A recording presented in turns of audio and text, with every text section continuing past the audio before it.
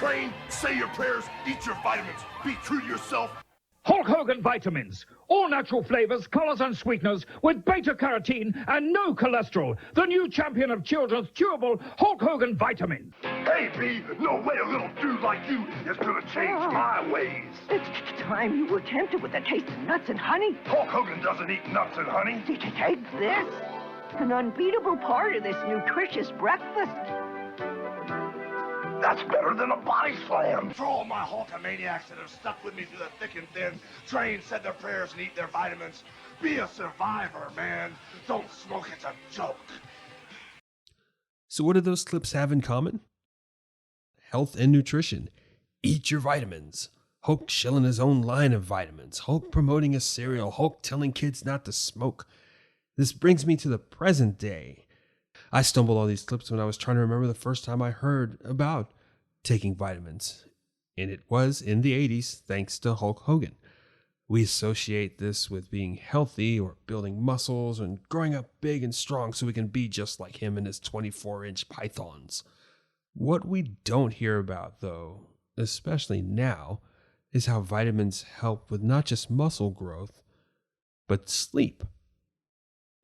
And today's episode fits in the nutrition area about sleep. I want to start talking about vitamins and nutrition and how they do relate with sleep, beginning with one in particular today, vitamin D. I want to go behind the why you need the vitamin D, what it does, how to get it, and when to have it. For those of you who are out there battling insomnia, you'll see how spending your awake time in the sun can actually lead to better sleep at night. So let's get to the big D in this episode of The Why Behind Your Z's.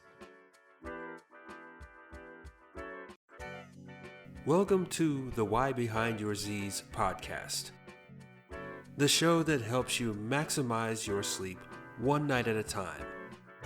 Brought to you by sleepyoudeserve.com.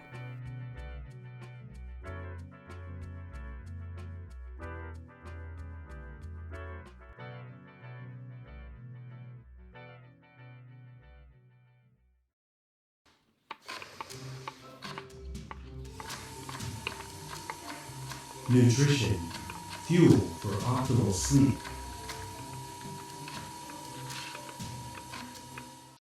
You might be asking yourself, what vitamins and minerals are essential for your sleep? The answer is all of the above. Yes, all of them can help. Okay, that's mostly true. I mean, any vitamin and nutrient your body needs will only help you produce and grow cells that will maintain your functions overall. However, there are a few that do impact your sleep when you lack them. And this episode, I'll cover vitamin D, as I've said. And let's get into the why behind it. Now, here's a disclaimer. This podcast is intended to provide education and information related to sleep and sleep disorders. All advice and suggestions given in this podcast are based on my personal experience and education as a certified sleep science coach. If you have a mental health or medical condition, or suspect you may have one that is disturbing your sleep, consult your doctor before engaging in any suggestions you hear on this show. Okay, so I spoke in earlier episodes about the importance of hormone production and regulation in sleep, and vitamin D is key in the production of serotonin, which helps keep your mood balanced all day so that you sleep with less stress at night. It does this by converting tryptophan into serotonin. Vitamin D is also helpful in producing melatonin. There is an interesting relationship between melatonin and vitamin D that I'll outline in a few. So there are two types of vitamin D, vitamin D2 and D3. Both are fat soluble, which means you can take them with food. That's the best way to get them into your system. Now, D2 is mostly derived from plants, while D3 can be obtained from animal sources and production initiated by sunlight exposure. Now, there isn't much statistical difference between the two in terms of which is a better source for your body. Some scientific peer-reviewed studies, and always value those studies above any pop science magazine or newspaper article or online article. Go beyond the headlines, folks. Find out where they got their sourced research from. And hopefully it's a peer-reviewed study. Back to my point, and The peer-reviewed studies suggest that D3 sources last longer, but then again, nothing of significance. There are also peer-reviewed studies that are correlating sleep disorders with vitamin D deficiency and mood with vitamin D levels. These aren't conclusive studies, but enough to suggest there's an interaction. And I've got a source in the show notes if you want to explore that further. Now, for adults, you need at least 600 individual units per day for essential vitamin D levels in your blood system. So, how do you get vitamin D? Well, what I love about vitamin D is you can get so much for free because, as I mentioned, the sun is a significant source. You need safe sunlight exposure at least 3 times a week, 15 to 30 minutes a day, onto the large areas of your exposed skin. Now, if you have darker pigment, you're going to want to double that time. So yes, insomniacs, it seems counterintuitive, yet starting a pattern of getting good sun exposure can lead you into getting better sleep at night. Now, again, you want this to be safe. You don't want to be out there if the UV rays are extra strong that day, if you're going to get sunburned. There's no point in that. You're just going to go to sleep miserable. But if you can get safe sun exposure, direct exposure is very good for you. Now, you might think that sitting by your window in sunlight helps. And it can, but not much. Anything that gets between you and the sun's direct rays dilutes that effect. And this has to do with the intensity of the sun's rays, which are measured in lumens. You need at least 10,000 lumens for 15 to 30 minutes. And the sun puts out like 98,000. But getting sunlight exposure through a window can cut that down to only 2,000 lumens. So instead of 15 to 30 minutes, it may take you 8 or 9 hours of that type of sunlight exposure to get the same effect. And likely that won't happen because of the sun rising and setting. You'd have to be walking through your whole house, sitting at every window that the sun is at, and if you got the nice house with the windows or the glass ceiling, that might help. But you might as well just go outside. Remember how I said that vitamin D helps produce melatonin? Melatonin secretion won't happen if your skin is being exposed to sunlight or enough artificial light. Because remember, it comes through the pineal gland and into your bloodstream when the sun is completely down beyond the horizon, which is about 9 o'clock at night in most places. So if the sun is your source of vitamin D and you're also short on melatonin, make sure your skin exposure to light is cut off when it's dark outside. You hear that? Make sure your skin exposure to light is cut off when it's dark outside. So you don't want to be in a lot of bright lights at 8, 9, 10 o'clock at night because all of the vitamin D that was absorbed all day in the natural bright light, it's not going to help with that melatonin production.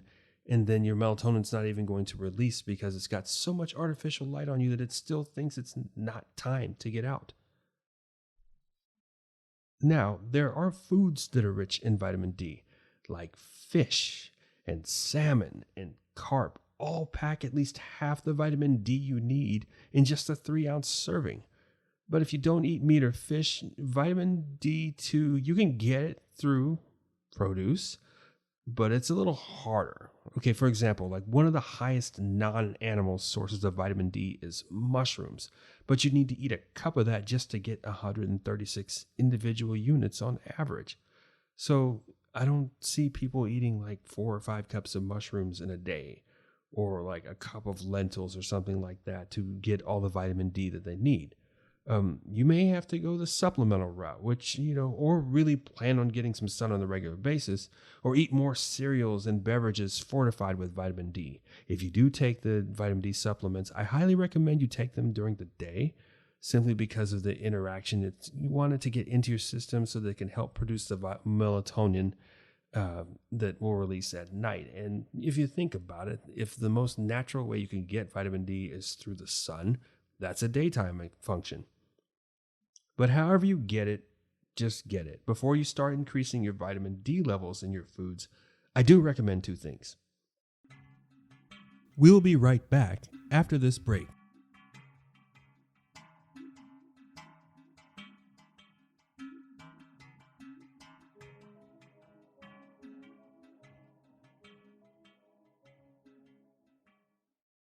I do recommend 2 things.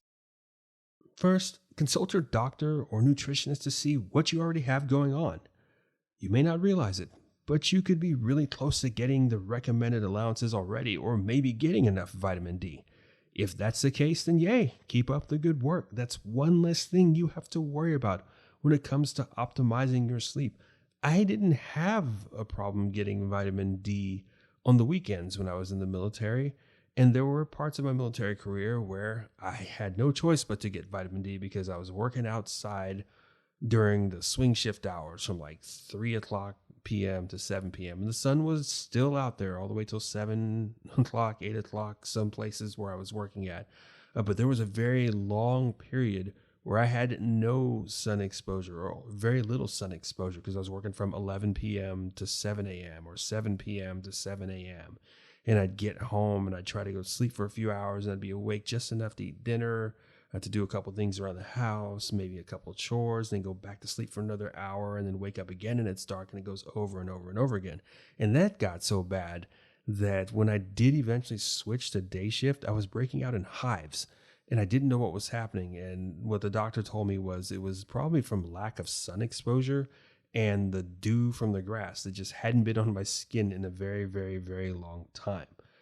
So those factors greatly contributed to my lack of sleep for many, many years.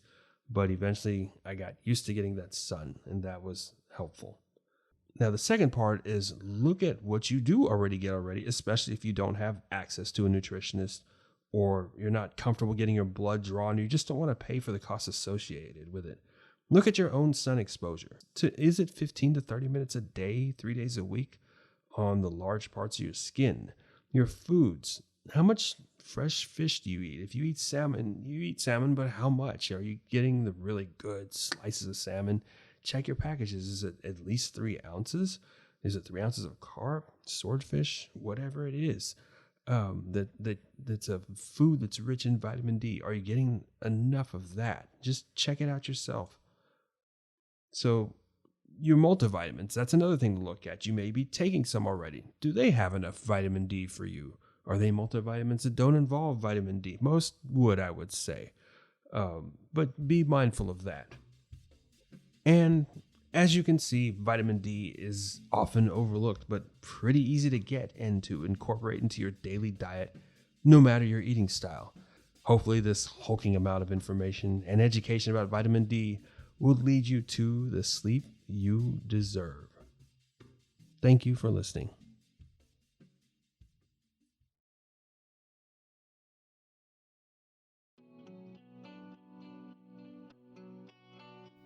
Thank you for listening to another episode of The Why Behind Your Z's. For more information and additional advice on how to help you get the sleep that you deserve, check the show notes for our email subscriber list. You can also visit our website, sleepyoudeserve.com.